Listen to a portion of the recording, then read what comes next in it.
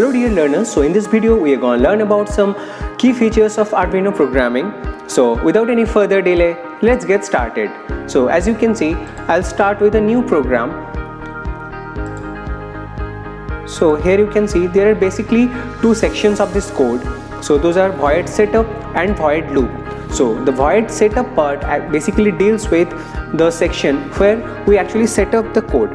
So setup means we'll define the components which we're going to use in the code and how does they function actually, and whatever we write inside this void setup, that particular part of the code will run only for once throughout the code.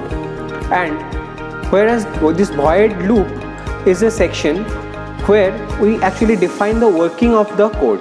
So whatever components we are going to use, the way they are going to behave throughout the code, that's what we are going to write over there. And inside the loop, whatever we are going to write, that will be continuously repeating.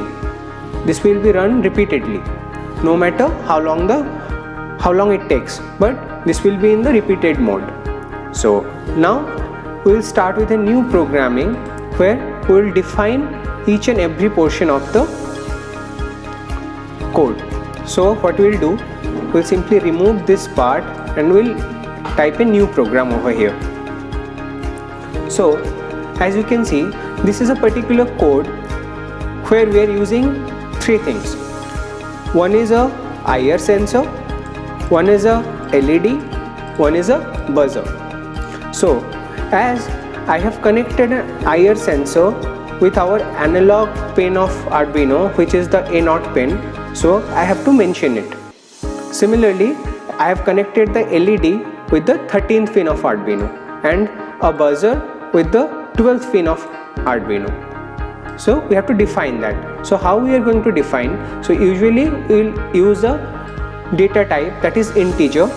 That for integer we just simply use int function.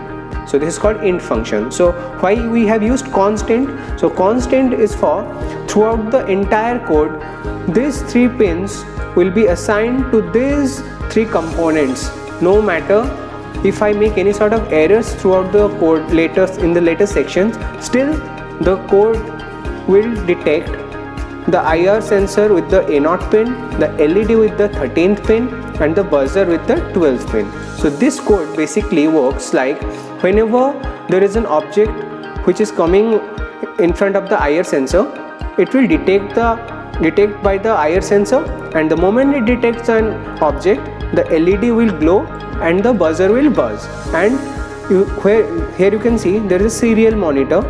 If you see my mouse pointer, so this is the serial monitor. So and if I activate this serial monitor, or if I click on this serial monitor, once I compile the code and upload into the board, once it detects, so here also the message of the sensors will be displayed. So whatever I want to display, I can display it over here.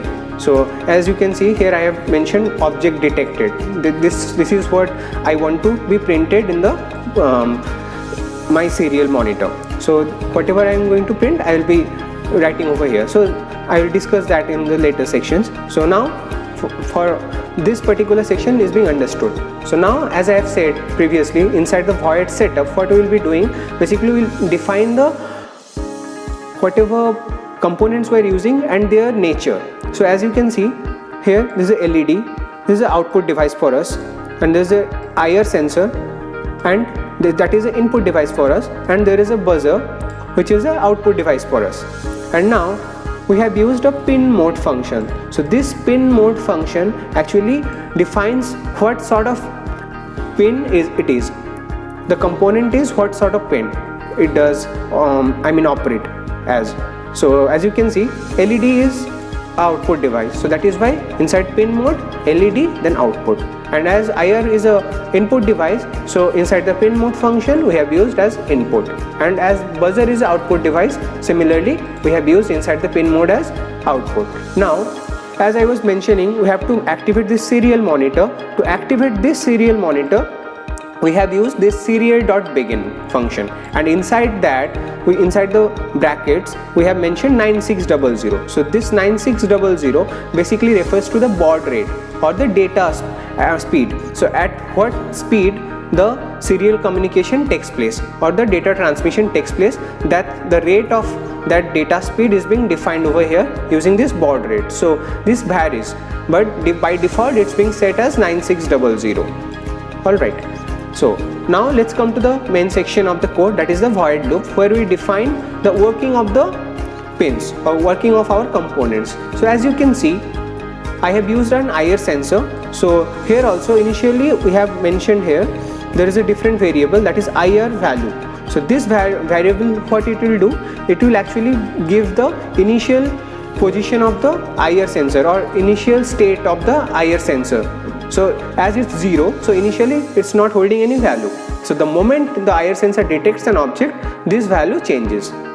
Okay, so now as you can see, this IR value, this variable will store the data obtained by the IR.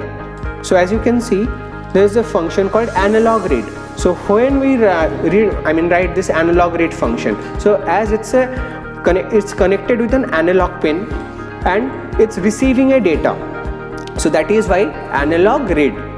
So similarly, if it would have given an output, analog output, so at that particular case we would have written analog write, but as it's giving an input for us, so that is why analog read. And this is IR pin which we have already mentioned over here, so that is why we have mentioned as IR. So now there is a if statement. So inside the if statement, this IR value we have mentioned, and if it's greater than equal to 100, so the moment this IR value detects the value as 100 or more than 100, now as you can see, digital write LED high. It means as LED is a digital device and it produces digital output, so that is why digital write, and then high means high, when we type it, it will activate the LED, or if you want to turn it off, then we can write simply as low, but here we want to put it in the high state or in on state, that is why we have mentioned as digital write LED comma high. And then to activate any buzzer, the function is tone. So tone, then buzz, then we have given a frequency, so this is 100. So then again we have given a serial print, so whatever we want to print in the serial monitor, so that is our object detected. So as you can see, I have mentioned it over here using a inverted commas. So then this is the first condition, that is the if statement. So after that, if this condition doesn't satisfy, then there is a else statement.